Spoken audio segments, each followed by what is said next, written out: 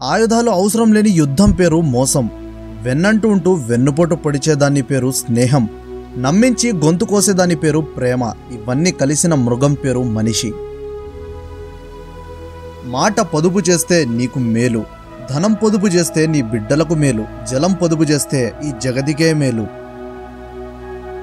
మిత్రమా, నువ్వు వినేటప్పుడు వినయంతో వినాలి, మాట్లాడేటప్పుడు మర్యాదగా మాట్లాడాలి, అడిగేటప్పుడు ఆప్యాయతతో అడగాలి, సమాధానం చెప్పేటప్పుడు సంస్కారంతో చెప్పాలి.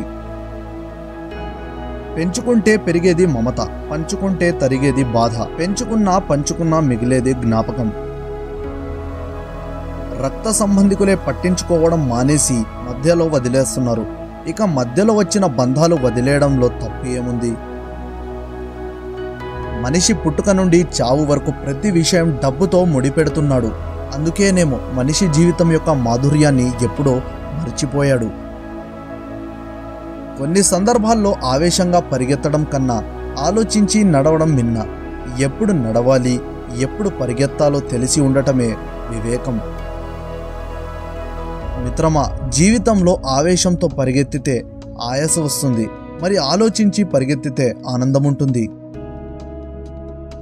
నీకు 100 బంధాలు ఉండవచ్చు, కానీ నీకు కష్టం వచ్చినప్పుడు తెలుస్తుంది ఆ 100 బంధాల్లో ఏది నిజమనేది. మిత్రమా, లైఫ్లో అందరికీ కష్టాలు ఉంటాయి.